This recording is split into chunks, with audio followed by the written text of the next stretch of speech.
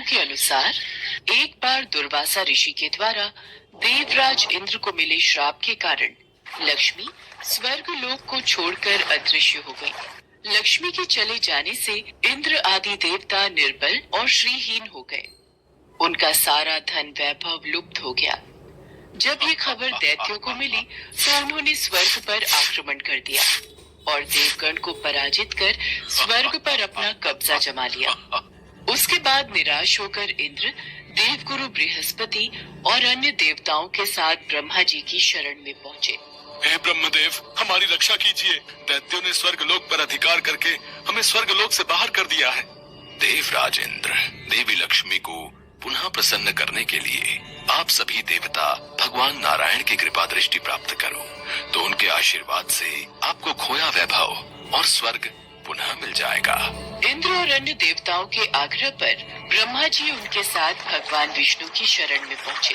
हे प्रभु, आपके श्री चरणों में हमारा कोटि कोटि प्रणाम। भगवान, माता लक्ष्मी हमसे रूठ गई हैं और दैत्यों ने हमें पराजित कर स्वर्ग पर अधिकार कर लिया है। अब हम आपकी शरण में हैं, हमारी रक्षा कीजिए। हम सब जिस उद्देश्य से आपकी शरण में आए हैं, कृपा करके आप उसे पूरा कीजिए। देवराज इंद्र, घबराने से काम नहीं बनेगा। मेरी बात ध्यान पूर्वक सुने। दैत्यों पर इस समय काल की विशेष कृपा है, इसलिए जब तक तुम्हारे उत्कर्ष और दैत्यों के पतन का समय नहीं आता, तब तक तुम उनसे संधि कर लो, क्योंकि केवल यही तुम्हारे कल्याण का उपाय है। क्षीर सागर के गर्भ में अनेक दिव्य पदार्थों के साथ साथ अमृत भी छिपा है।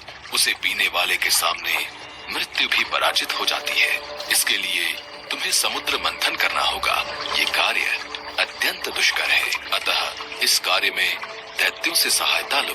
कूटनीति भी यही कहती है कि आवश्यकता पड़ने पर शत्रुओं को भी मित्र बना लेना चाहिए। तत्पश्चात अमृत पीकर अमर हो जाओ, तब दुष्ट दैत्य भी तुम्हारा अहित नहीं कर पाएंगे। वे जो भी शर्त रखें उसे स्वीकार कर लो। ये बात याद रखो कि शांति से सभी कार्य बन जाते हैं, क्रोध करने से कुछ नहीं होता। देवराज इंद्र, तुम दैत्यों के राजा बलि के पास जाओ और समुद्र मंथन का प्रस्ताव रखो। जो आज्ञा प्रभु।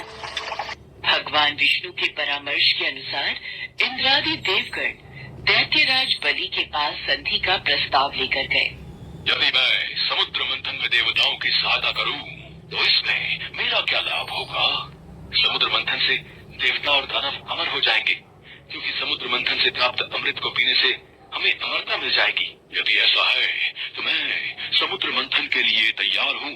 समुद्र से अमृत प्राप्ति की बात सुनकर राजा बलि को लालच आ गया और उसने समुद्र मंथन में सहायता के लिए हामी भर दी।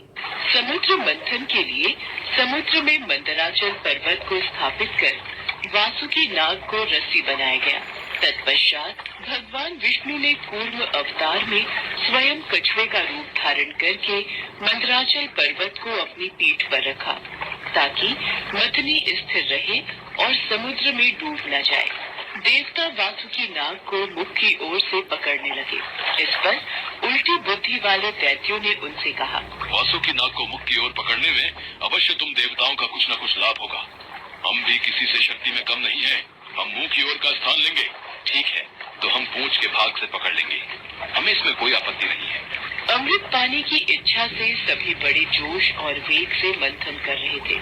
सहसा तभी समुद्र में से कालकूट नामक भयंकर विष निकला। ये सब क्या हो रहा है? समुद्र में से तो विष निकल रहा है। ऐसे तो हम सब मारे जाएंगे। भागो, ये विष है, भागो। हमें भगवान भोलेनाथ की शरण में जाना चाहिए।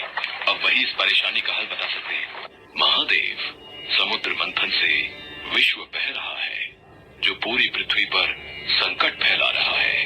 प्रभु, कुछ कीजिए।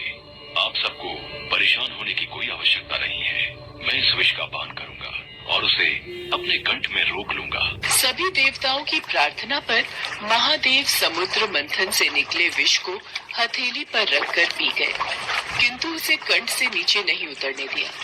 उस कालकूट विष के प्रभाव से शिव जी का कंठ नीला पड़ गया, इसीलिए महादेव जी को नीलकंठ भी कहते हैं। फिर से समुद्र मंथन प्रारंभ हुआ और इस बार दूसरा रथ कामधेनु गाय निकली, जिसे ऋषियों ने रख लिया। फिर उच्चैश्रवा घोड़ा निकला जिसे दैत्यराज बलि ने रख लिया। उसके बाद ऐरावत हाथी निकला जिसे देवराज इंद्र ने रख लिया। ऐरावत के बाद कौस्तुभ मणि समुद्र से निकली, उसे विष्णु भगवान ने रख लिया। फिर लक्ष्मी जी निकली। लक्ष्मी जी ने स्वयं ही भगवान विष्णु को वर लिया और अंत में धन्वंतरी देव अमृत का घट लेकर प्रकट हुए। धन्वंतरी के हाथ में अमृत को दैत्यों ने छीन लिया और उसके लिए आपस में ही लड़ने लगे। इस अमृत को पहले मैं पीऊंगा। नहीं, ये अमृत पान पहले मैं करूंगा। नहीं, मैं पीऊंगा। नहीं, पहले मैं। ये दैत्य तो आपस में ही अमृत कलश के लिए लड़ रहे हैं, परंतु हमारे पास इतनी शक्ति नहीं कि हम इन दैत्यों से लड़कर अमृत कलश को ले सकें। हमें भगवान विष्णु से सहायता मांगनी होगी। हे नारायण, सभी राक्षसों ने अमृत कलश को छीन लिया है और उस कलश के लिए आपस में युद्ध कर रहे हैं। दुर्वासा ऋषि के श्राप के कारण देवता दैत्यों से युद्ध करने में सक्षम नहीं है। आप इनकी सहायता कीजिए। आप चिंतित मत होइए ब्रह्मदेव, मैं देवताओं की सहायता के लिए मोहिनी रूप धारण करूंगा। देखते ही देखते भगवान विष्णु ने मोहिनी नामक एक अति सुंदर युवती का रूप धारण कर लिया और दैत्यों के पास पहुंच गए। आओ शुभगे, तुम्हारा स्वागत है। हमें अपने सुंदर कर कमलों से ये अमृत पान कराओ। हे देवताओं और दानवों, तुम दोनों ही महर्षि कश्यप जी के पुत्र हो, फिर भी परस्पर लड़ते हो।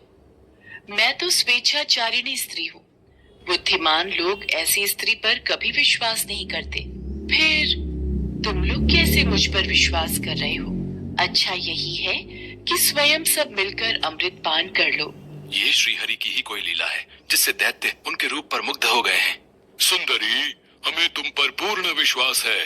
तुम जिस प्रकार इस अमृत को बांटोगी, हम उसी प्रकार अमृत पान कर लेंगे। तुम ये घट लो और हम सभी में अमृत वितरण करो। यदि आप इतना आग्रह कर ही रहे हैं तो ठीक है, आप सभी दैत्य और देवता अलग अलग पंक्तियों में बैठ जाइए। मैं सभी को बराबर मात्रा में अमृत पान करा देती हूँ।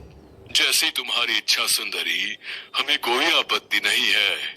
मोहिनी रूप में भगवान विष्णु दैत्यों को अपने रूप और सौंदर्य से मदहोश करते हुए देवताओं को अमृत पान कराने लगे। दैत्य उनके कटाक्ष से ऐसे मदहोश हुए कि अमृत पीना ही भूल गए। भगवान विष्णु की इस चाल को राहु नामक दैत्य समझ गया। मुझे ऐसा क्यों लग रहा है, ये जरूर विष्णु की कोई चाल है। परंतु सभी दैत्य अभी मोहिनी रूप में मदहोश हैं। वो मेरी बातों पर कतई विश्वास नहीं करेंगे, इसलिए मैं देवता का रूप बनाकर देवताओं की पंक्ति में ही बैठ जाता हूँ। ये तो राहु दैत्य है। हाँ, ये रूप बदलकर देवताओं की पंक्ति में बैठ गया। चंद्रमा और सूर्य की बातों को सुनकर भगवान विष्णु क्रोधित हो गए। उन्होंने तत्काल अपने सुदर्शन चक्र से राहु का सिर गर्दन से अलग कर दिया। अमृत के प्रभाव से उसके सिर और धड़ राहु और केतु नाम के दो ग्रह बनकर अंतरिक्ष में स्थापित हो गए। इस तरह देवताओं को अमृत पिलाकर भगवान विष्णु वहां से लोप हो गए। उनके लोप होते ही दैत्यों की मदहोशी समाप्त हो गई। वे अत्यंत क्रोधित हो देवताओं पर प्रहार करने लगे। इस बार सभी देवता अपनी शक्ति वापस पा चुके थे, अतः उन्होंने दैत्यों को परास्त कर अपना इंद्रलोक वापस प्राप्त कर लिया।